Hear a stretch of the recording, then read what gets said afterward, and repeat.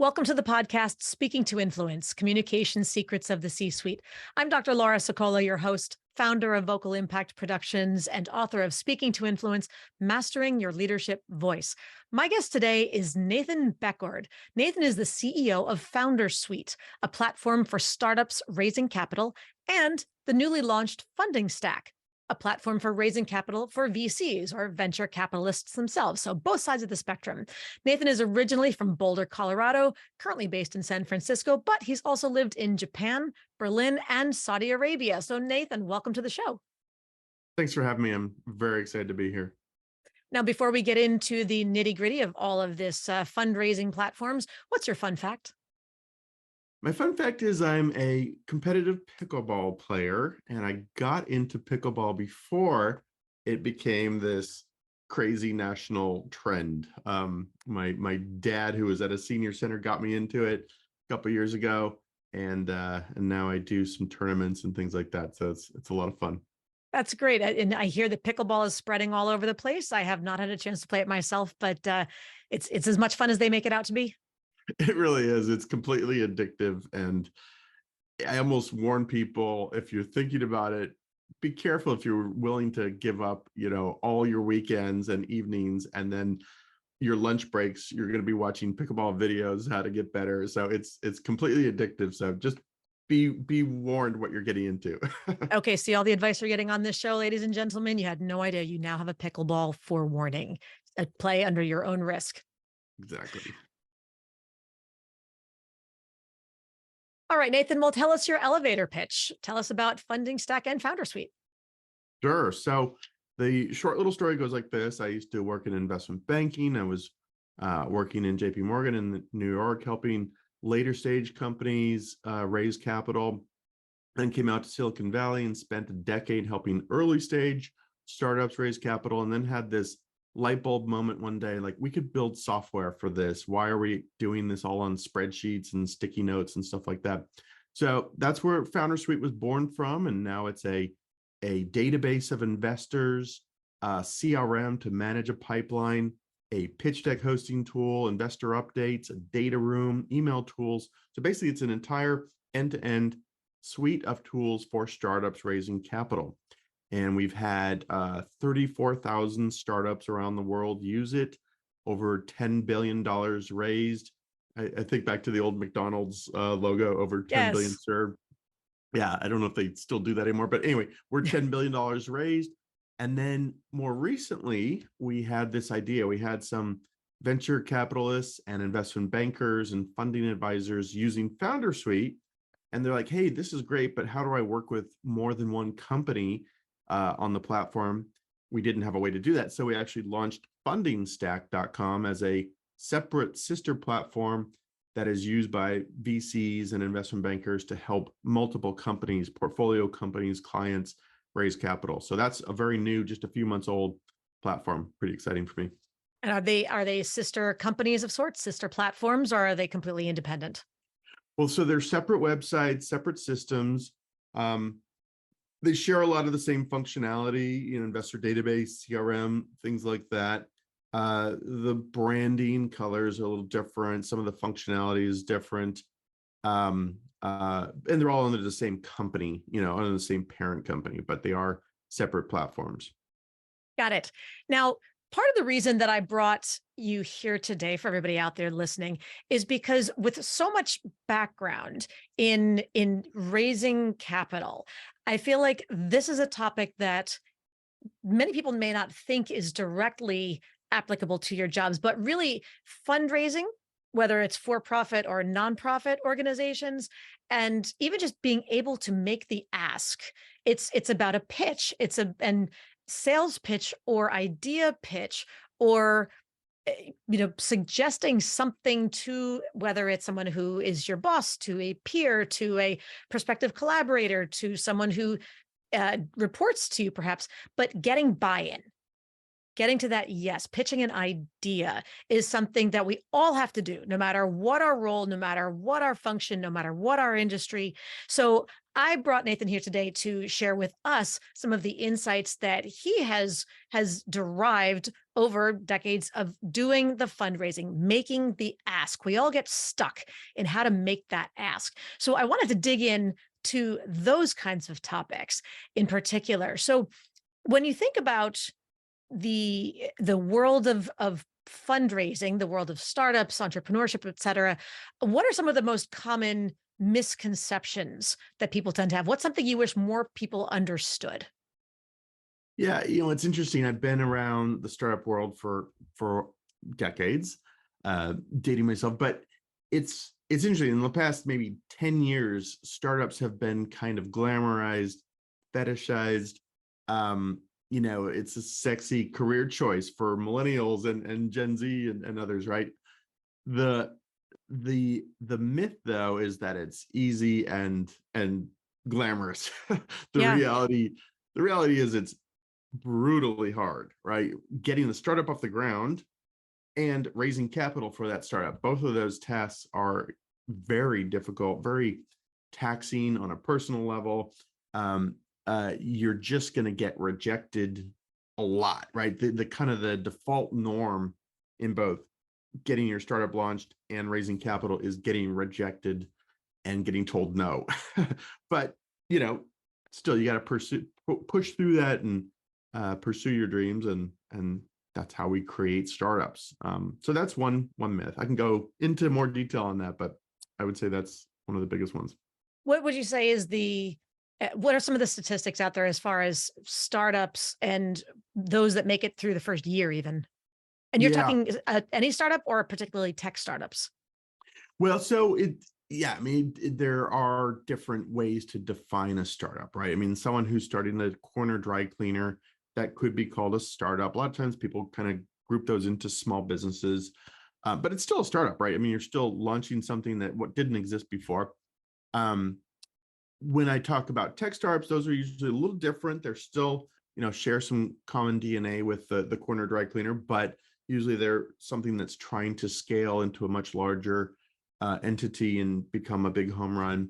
The statistics, I've heard multiple different statistics, things like 80 to 90, I've heard even up to 95% of startups fail in the first 3 years, something like that, right? So, I mean, maybe let's call it a 1 in 10 chance of making it 3 years out. And I think kind of taking that same metaphor on the fundraising side, something I tell startups all the time is that a 5% conversion rate between who you pitch and who writes you a check is actually, you're doing pretty well.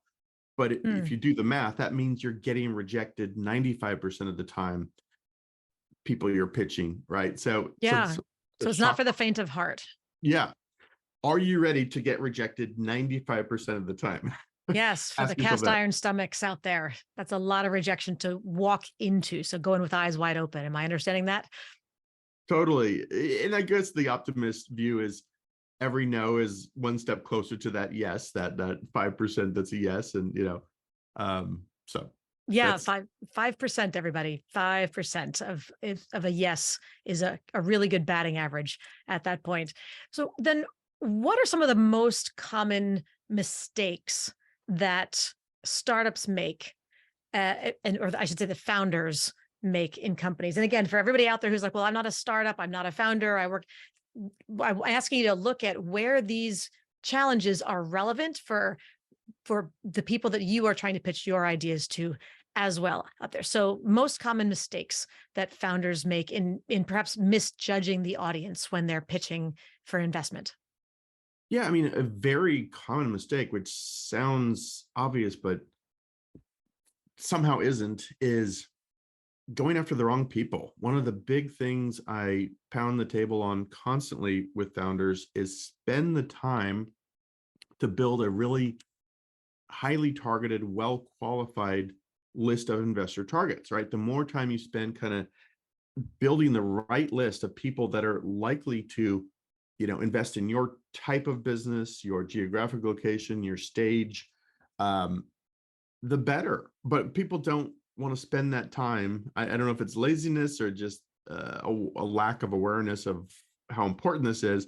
Sure. People don't spend that time. They say, "Oh, Laura calls herself an investor. I should go pitch her." Oh, well, actually, Laura invests in health and wellness Series B startups, right? That's something very. And I'm a fintech startup. Okay, not relevant. You're not going to be receptive to my pitch because that's not what you do. So that's one of the biggest mistakes is not targeting the right investors. And that, again, usually falls by the way of not putting in the time to do the research and building a really highly qualified list.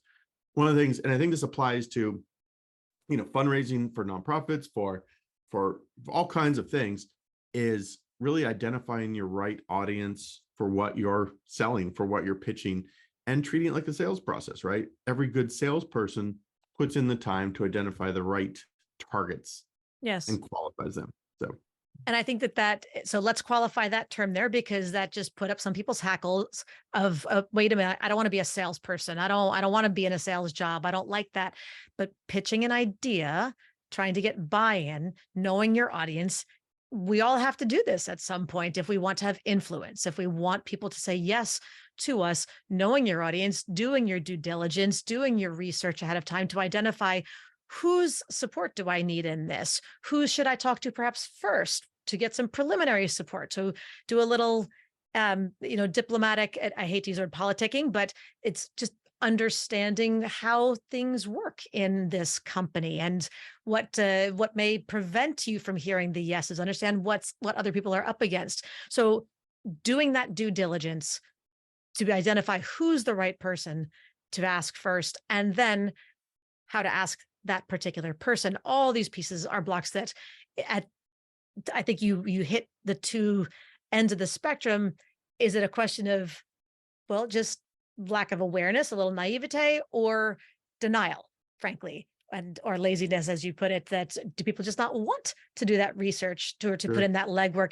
And look, that's a natural reaction for most of us. It's, oh, do I have to go through all those hoops? Well, no, you don't, unless you want to hear yes. Right? Do your research, Exactly. and that's your choice. But then I would say the amount of research and effort that you put into that behind the scenes stuff will probably influence that 5% higher or lower and where those numbers go. So am I distilling this right, Nathan? Absolutely, 100%. It's the more time you put into this upfront, identifying the right people, stakeholders, decision makers, the better you can increase that 5% to a 10% hit rate if you put in the time. And I'll give you one little example on our platform. We have this database of investors, 200,000 investors in our database, and people are often saying that they'll contact us and like, how do I add all the investors in healthcare to my CRM? Like, I just want to add them all at once. And we say, no, sorry, we don't let you do that.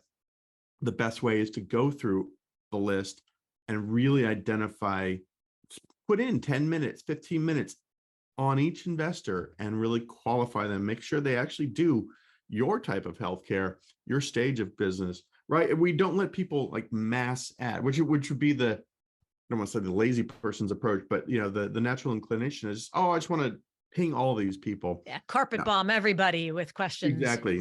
Nope, you've got to go through and more sniper hunt the right folks. Okay, we're going to take it out of the military because we're not looking to destroy anybody. So Right. I retract my original metaphor, but nevertheless, the kind of scattershot approach to hopefully I'll hit something that will be a good connection. Yeah. Yeah. Yeah. And then what's another, so when when funders, that's the word I'm looking for, investors, be they venture capitalists, or I mean, in your space, you're doing more with venture capital work, but there are other types of investors, of course, in many things. There's angel investors, there's private equity, there's friends and family rounds at that point. Who are you asking to borrow a little bit of money just for an initial inventory check or to build a website or something along those lines? But what is something that the investors look for in the founder, in the person who's asking for that investment, for the loan, for the whatever it is? What's an important item that they need to see or hear from that founder? Yeah, there are quite a few things, of course, and some of it's a bit intangible, some of it's tangible. Um, I'd say I would kind of approach this by putting yourself in the shoes of an investor, right? Um, let's say you're a venture capitalist or even an angel investor, and if you've been doing it a while, you probably have a brand out there, you probably have your name out there as an investor. That means you're going to be getting tons of companies approaching you, tons of startups, entrepreneurs approaching you, usually more than you can even process, even more than you can look at, right? More pitches are coming at you than you can even like look at in a day. So, we're kind of picking up on the thread we just talked about, the targeting. First of all, you're going to be like, oh, I invest in um, fintech seed stage stuff. So first, that's going to be your first filter. Okay, these things are coming at me, and this lady's approaching me with a healthcare startup. Not relevant. Not even going to respond to her. So the first filter is like, did they do their Yeah. homework? Did the Relevance. entrepreneur do their homework? Yes. Yeah. Relevance. Is it relevant? Did they put in the time? They have a sixth sense or a natural detector if you put in the time and made sure it's relevant or not. So that's one. Then I'd say, there is a bit of a thing of how you, let's say I'm the investor in this case. How did you reach me? How did you approach me? Is it a cold email? Um, did you spend a little time to find a mutual connection? Did you maybe contact one of my other portfolio companies or one of my other founders that I put money into? Maybe you got to know them and you're working your connection path in there. So I'd say another filter is how you get to me. Cold emails can work, but it's obviously going to be a lot less effective than if you spend a little time getting to know someone that I know, and now there's this trusted referral source. And then, so once we get into the actual, how did you get to me and are you relevant? Then it becomes a little fuzzier. Then I'm looking for things like, okay, does this person have the it factor? Does it have the charisma that I believe? Again, startups, like we just talked about a few minutes ago, most startups are going to fail. Do I get a vibe from this person that they're going to make this thing happen? They're going to make this a success through sheer will, through hustle, through chutzpah, whatever, criteria it is. I just get a vibe that they're going to hustle their way into making this thing a success. That's an important And thing to I don't think most people may not have thought about it on the other sense that on the other side, that we just identified, okay, 1 in 20 people that you ask are going to give you are likely statistically to invest. But that means if you're the investor, that means only 1 in 20, or maybe I'm misinterpreting the numbers or I'm misascribing, but it sounds like kind of at best 1 in 20 will be even likely to survive that first year. And so you're looking to say, what are the odds that you're not one of the 19 people I'm going to hear from today who will be out of business in a year? So that's yeah, not worth my money. I'm not going to see the return on that investment. So yep. how do you think, what do people look for in to recognize this person is likely to still be standing 12 months from now? Yeah, it's a great question. And it is a bit of a hard thing because there are a lot of intangibles there, but like they're looking at your background. What have you done in the past? And for better or for worse, there's something called pattern recognition or pattern matching in VC, which, some would also claim leads to a lack of diversity. But let's push Sure. that aside for a minute. They're looking at, okay, did this founder get into a good school? Are they coming from Stanford's IT or engineering program? Okay, Okay. that gives me a good clue that they're pretty smart and can, do things. But that's not everyone. They're also looking at what you've done with the business, right? Have you been able to um get the thing off the ground on no resources, on a shoestring, for example, and been able to make things happen? Have you been out there, recruiting engineers and pounding the pavement, talking to potential customers, right? What have you done? How have you gotten this business on basically no money? Let's say you're not funded at all. What have you been able to accomplish on no money, right? Show me that. And if I'm impressed with that, like that's a good signal that this person can hustle, right? Yep. I think also, part of it's um in the communication side too, right? So if we just met for our first meeting, a month ago, and then I'm getting, semi-regular emails or updates from you that are like, hey Nathan, we just closed 2 new pilot programs with Exxon and Chevron and BP or something. Like if you're making things happen and communicating those things to me in a pretty thoughtful way, that's a good sign too, right? Because now I can see that not only can you execute, but you're a good communicator. That those are qualities of a CEO that are gonna, last, or that should help make us a success. So kind of looking for traction, looking for Yeah. evidence that you can make things happen. And I'll kind of contrast this to what I don't want to see.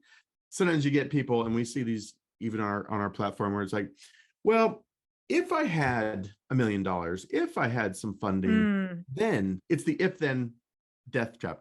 If I had money, then I could go sell some customers. If I had money, then I could build it. Right. Okay, you're dead already. Like that. If you can't get it going kind of on nothing, on magic, on air, Yeah. if Yeah. you yeah, that the if then is always a huge red flag for me. So what I'm hearing, and tell me if I'm understanding this right, is as far as that last piece in particular, there's a difference between somebody who is the is communicating with you at all, of course, versus not on a proactive level, but where the majority of the communication is just speculating about what happens if somebody else empowers you to do it Yep. versus somebody else on the other side of the spectrum who says, here's my track record. Here's more evidence of what I can do. I'm scrappy. I'm tenacious. I'm going to find a way. I'm resourceful. And here are some of the results that I keep getting. And now imagine if I could take funding from your source of sorts and apply it to all this. We've already got there's a trust factor that I will use the talents that you give me of sorts to good resource for a little sort of biblical reference there of sorts. But don't bury the talents, and I'm going to make something of it. I've got the traction to show you that I can do it. Is that this pure speculation? And what if versus here's evidence, and now imagine what's possible from there? Is that Yep. a good distinction? It is. I think so. And one thing I like to tell founders, if you want to be giving off the vibe, giving off the sense, but it has to be real, not artificial. You have to be giving off the vibe that, hey, you're going to make this thing happen. You're going to make this business a success with or without the investor. And so now you're the investor in the scenario. Laura, I'm going to make this thing a success with or without you. I'd love to have you along for the ride, because I think with your support, I can make this 10x, what it could be. But it's happening. The train is already on the rails. The train has left the station. It's moving, and the investor wants to feel like, oh man, this is an opportunity. I got to jump on. Like this thing Yep. is already in motion. It has momentum. Momentum is a big thing I talk about with startups, right? This thing has momentum, and the momentum is accelerating. I got to jump on as the investor, or I'm going to miss the train, right? Yeah. Yeah. I Versus the mean, person who says, if I had your money, I could get the train going.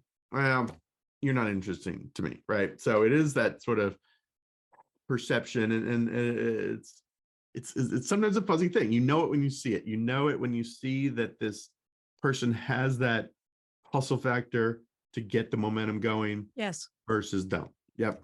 It's funny. The analogy that came to my head with that is that it's kind of a fair weather friend sports analogy, in that everybody wants to be part of the winning team. If you have a chance to join a softball league, or you have a chance to if you were a diehard sports fan, ideally you want to move to a city that's got a sports team that has a decent winning record. You don't want to be attending games where people just constantly are losing, losing, losing. It kind of sucks the joy out of it. You want to Sure. be joining, if you're going to join a team, you want to join a team where, your players, your peers, and your teammates are good.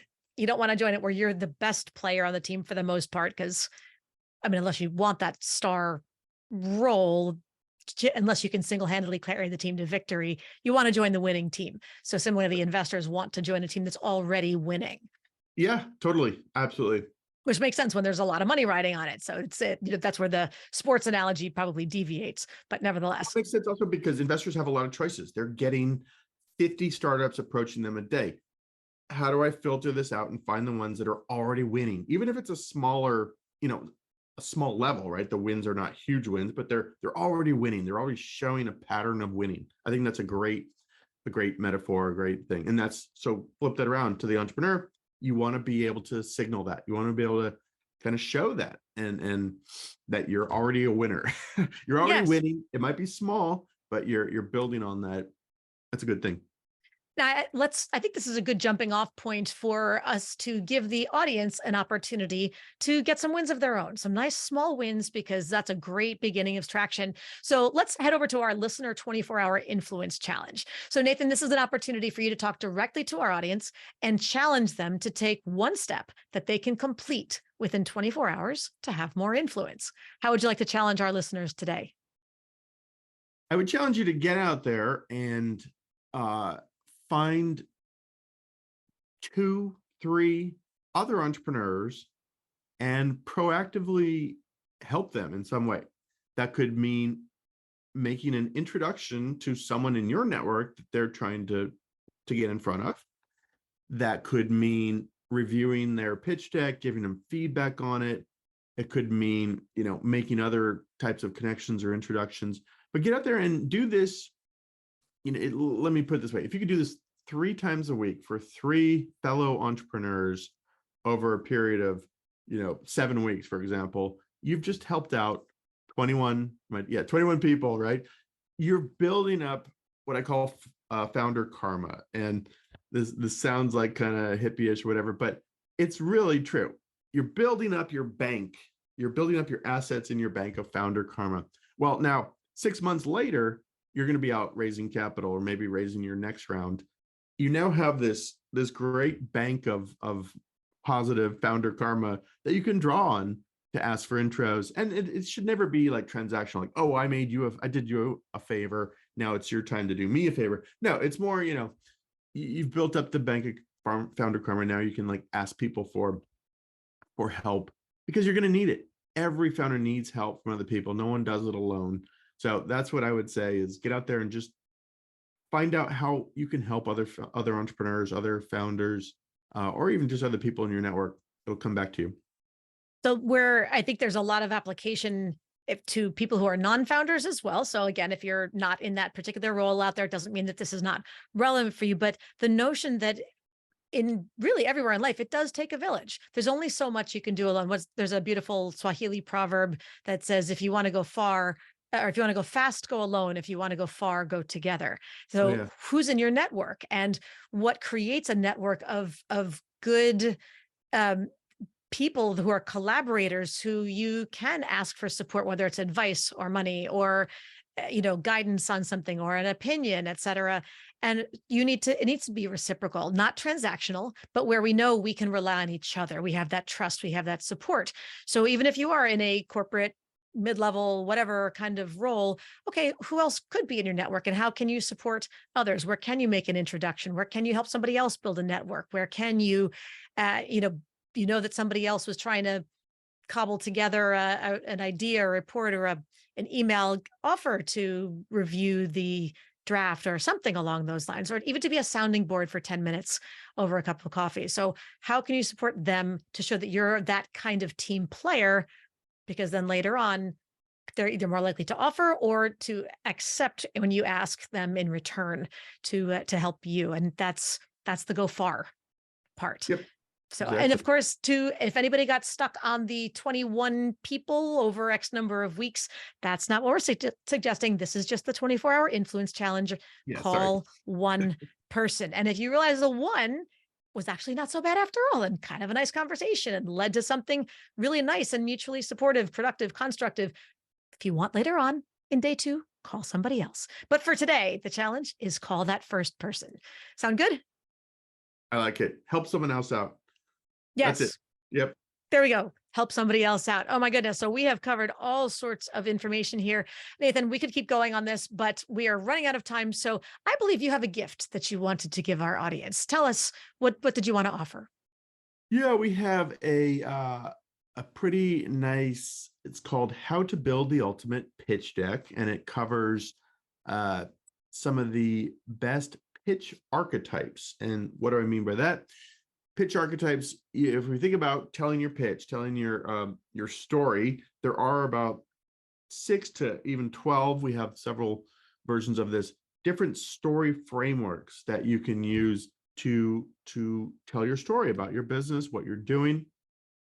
Things like problem solution, things like X for Y. There's different like story archetypes. So if you'd like this, you can just contact us, info@foundersuite.com. We'll send this. It's just a PDF, very helpful. It's about 11 pages, goes into ways to different, frame your pitch, even some tips on presenting your pitch in a live meeting and some other stuff. So I think if you're getting going with an entrepreneurial, startup or something else, this would be really helpful. And I have seen it, everybody. It is a great deck, or not actually a deck, but a document that you can take a look at. So clear, so easy, and just makes you go, oh my gosh, there's 6 different ways that I could be approaching this. And I've been so stuck in my assumptions of, well, I just have to say X and then say Y and then say Z. And it's like, no, you really don't. And you're missing 42 other points of opportunity to really master what I, of course, like to call the 3 Cs, right? That ability to command the room, connect with the audience, and close the deal. And he just gave you 6 different routes to get there. And you didn't know that at least 5 of them existed. So I highly recommend that you take Nathan up on his offer. Reach out. It was info@foundersuite.com, and just let him know that you heard our interview here on Speaking to Influence, and you want a copy of that deck. Yes? Absolutely. Love Love to have. it. So Nathan, if for anybody else who wants to learn more about Founder Suite, who wants to learn more about you, who wants to learn more about all the amazing things that you're working on, how can they learn more? Yeah, so the websites are just simply foundersuite.com. That's FOUNDERSUITE.com. And Funding Stack, just like it sounds, FUNDINGSTACK.com. We'll Founder put all Suite that in first. the show notes, by the way. So in case you're Okay. driving, please don't sit there, pull out the phone and try to write this down with 2 thumbs and only one eyeball on the road. So we'll get all that Yes. for you. Check out the show notes. Please continue. So check out the website, Founder Suite if you're a startup, Funding Stack if you're a VC or advisor to startups. And I guess it's not Twitter anymore, but on X, we are at Founder Suite. On LinkedIn, I'm Nathan Beckord, and I'd love to connect with you. We publish, I'll plug this a bit because we publish a lot of really good giveaways, lists of investors, lists of pitch deck templates, all kinds of good stuff on LinkedIn. So connect with me or follow me. I would love it if you mentioned that that you heard about us on Dr. Laura's show. That'd be great because I get a lot of intro requests. So I'd love to connect with you if you listen to the show. And then last but not least, we have a podcast that Dr. Laura has been on called How I Raised It. And I think we're about 265 episodes or so. A lot of interviews with founders, VCs, other experts like Dr. Laura on communications and things like that. So check out How I Raised It on Spotify, iTunes, all your usual stuff, and YouTube as well. So those are good places to learn more if you want to. I had a great time being on that show, and it was just a few weeks ago. So highly recommend, whether you listen to my episode or not is not the point, but there's so many great people on that show, so much valuable insight, especially if you are running your own business and looking for investment, but even just for business insights and good conversation. So Nathan, thank you so much for joining us today. Thanks for having me. It's really fun. Really fun. And to everybody else out there, thank you as always for tuning in. Be sure to subscribe so you never miss an episode. And don't forget to give us a 5-star rating on Apple Podcasts or your platform of choice so we can continue to help even more people increase their confidence, presence, and influence. And finally, if you want to download my free guide to equipment recommendations for virtual influence, including my picks for microphones, lights, and more, go to speakingtoinfluence.com. I'm Dr. Laura Sicola, and you're listening to Speaking to Influence, Communication Secrets of the C-Suite. Hi, everyone. This is Dr. Laura Sicola, and I want to sincerely thank you for listening to the Speaking to Influence podcast. If you love listening to these episodes as much as I love bringing them to you, be sure to subscribe so you never miss an episode. And please go to iTunes right now to rate and review our podcast in order to help us expand our reach so even more people can master the 3 C's to command the room, connect with the audience, and close the deal. Thanks for listening to Speaking to Influence, Communication Secrets of the C-Suite, the show for leaders who want to speak with impact. The hosts, producers, owners, and media distributors of the show make no guarantees that the strategies and information discussed will result in profit or other success and may result in losses. The opinions and statements of the hosts and guests do not necessarily reflect the opinions of the owners, staff, managers, broadcasters, or sponsors of the show. No medical or psychological therapy or personal or professional wellness or relationship advice is offered in the show. You are advised to seek counsel on matters related to your health, family, relationships, job, or other business and legal matters from licensed advisors in those areas prior to making any changes in business or lifestyle. No information provided may be suitable in your situation. As always, take responsibility for the decisions and actions you take, including the reactions they may make in your work, family, health, and life.